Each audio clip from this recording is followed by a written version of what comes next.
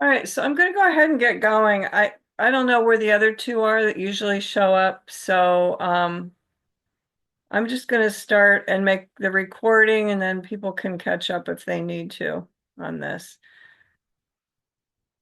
So, good morning, Kyle. Thanks for joining us. And I'm going to share again the screen. All right, so what we're doing today is we're starting the final portfolio. And if you haven't started it already, and like I've been giving you the feedback for those three essays, which you already know, you guys have those. You've got it for probably the profile, the synthesis, and the textual analysis. Feel free to use the argument if you'd rather, even though I didn't give you feedback on it. The most important part really is the reflection part, as well as the revisions. I shouldn't put it that way. They're all weighted the same, 25%, but I start by talking about the the reflection, mostly because you have to reason out why you're making those changes. And if you don't know ahead of time, then it's harder to go back. You can't go back and say to yourself, wait, why am I improving this section? Okay. So if you get more familiar with this, which was the reading for this week, that with this list of things, then it's easier to, kind of have these things in your mind, and then, or beside you as you're reading through, and just kind of do a checklist of what areas in here you will apply to your essays. So one of them is improve clarity and coherence. That's the first one. And I don't, if you, when you're doing these though, when you're typing these up, do not just give me the number. I don't know what the numbers are on these. Just tell me that you did you wanted to improve clarity and coherence. Um, or, excuse me, hold on, I gotta get Sydney in here. Um, you are doing it to refine the thesis or the focus. You're doing it to strengthen the arguments. You're doing it to develop a stronger voice, addressing feedback, which I gave you, and maybe during the peer review, and then your own feedback is important and how you feel about your work. Another reason is avoiding repetition. And then you've got also to think about your sentence variety. Is it sounding monotonous? That's the biggest and most common thing that we see in college essays. Just try to vary the sentences. And the way that you do that, you would do it by, just changing the beginning of the sentence so they don't all start with just the subject followed by the noun. And then enhance your grammar and mechanics. Excuse me, you're not really enhancing, but you're checking for spelling, grammar, and punctuation. And like I've said before, those don't earn as many points in the reflection process as the other ones do, but they are important because you want it to be professional looking. You don't want your work to look non-professional or not like college academic, scholarly work. So you do want to take care of the grammar mechanics, but just don't have that be the only thing that you do, because that you're not going to get many points for that. So you want to include all these other things as you start progressing through the changes that you're going to make in your paper. Your last one is to create a professional image, and that might apply to all of them. So again, don't give me the numbers for these. I want to see the actual subjects and areas that you're changing, like clarity and coherence, thesis and focus, strength and arguments. Now, the way that people organize these varies. So if you're not taking notes on this or making notes, I highly suggest you do this, because this is what I look for when I'm grading. I need to see You don't have to give me your old work. That's already on there. What I need to see is, let's say, for example, you changed a whole bunch of things in a paragraph that you can copy and so what you do is you copy and paste the paragraph into a new document that you can title the revision process. Okay, we'll say that's your revisions. Those are your reflection process, not revisions, your reflection process. And then highlight, highlight the areas that you changed and then show me, both the new change and then the old and what you had before. Now, when it gets tricky is when you move things around.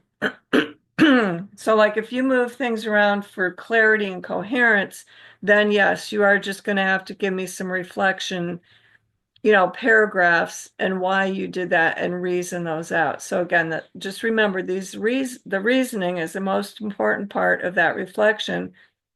And I start out by explaining that first for the final portfolio so that you are tracking these as you're making your revisions. And I know some of you might have already been doing that because I gave you feedback. And if that's the case, then you can use my feedback as the reason. And, if you've already got those sections done. So, any questions on that, on when you tracking the changes that you make? If you do spelling corrections, you don't have to highlight things, highlight the word they. You can just tell me in a few sentences which words you changed. You don't have to show things like that. But I want to see, the edits and what your old, if you change the thesis and focus, refining thesis and focus number 2 on this list, then you would copy and paste both the old and the new and indicate which is which, so I know. The last thing you want to do too, though, is when you post your new essay, is that I don't need to see all the things that you changed on there. But I would rather see highlights and things that you did change in that, if that's the only way that you can think of to organize it. I have accepted that kind of work for this, even though, at the college level, we don't usually encourage students to highlight sections for any reason. But because this is a portfolio, I guess it's okay as far as I'm concerned. But again, I'd rather just see it in the final reflection process. All right, so that's for the reflection. And if anybody looked around in the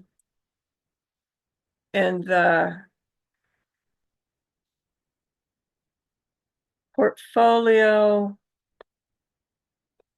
essay revisions like this one where it says revised essay 1.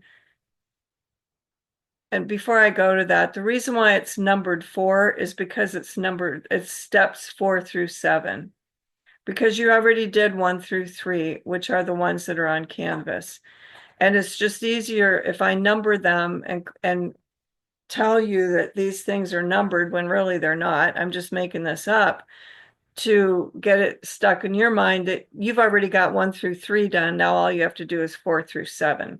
So this is your revised essay here, and then this is where you would post that. And if you notice the way I organized, is kind of what I'm asking you to do, sort of, I guess, is that this is highlighted in red, everything that you would do for this revised essay 1. And I'm not saying it has to be the portfolio, it could be, but sometimes people call their number 1 the synthesis. So it doesn't matter to me which one you choose, just choose one. That's where that would go. Your second one would go here. And this one's in blue, and it's the same thing. And really the steps are all the same. I'm highlighting in blue what you need to really focus in on. And then, of course, the third one is a different color. So that one's in pink. So they're all different, just so that you keep them kind of straight in your mind and organized in some way. All right, and then the portfolio reflection, don't forget to do that. They're all worth 25%, but losing 25% of the, that whole final portfolio, when that is 40% of your grade, that isn't really, yeah, it's not a good thing. And people do that for some reason. They'll just do the other three and then not do the reflection. So make sure you do the reflection part too. And again, don't think of it when people see that word reflection, it doesn't mean you're just reflecting on, oh yeah, this is how I've changed over time. You can add that, that's okay. I do like to hear that or read that, maybe in, conclusion or something, but mostly the focus is on the reasons why you reflect or why you changed the things that you did for your final portfolio. All right, so any questions on that?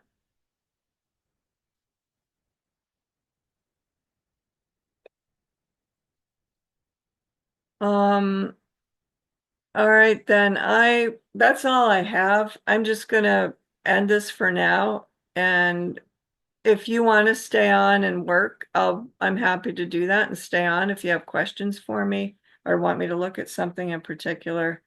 That's fine with me. But if not, then I'll let you go and get your things done for this class, please, and the other classes too. So we're almost done. Yoo-hoo. Thank you. Have a good one. Thanks, you too, Kyle. Bye bye. Have a good day. Bye, Sydney. You too. Thanks.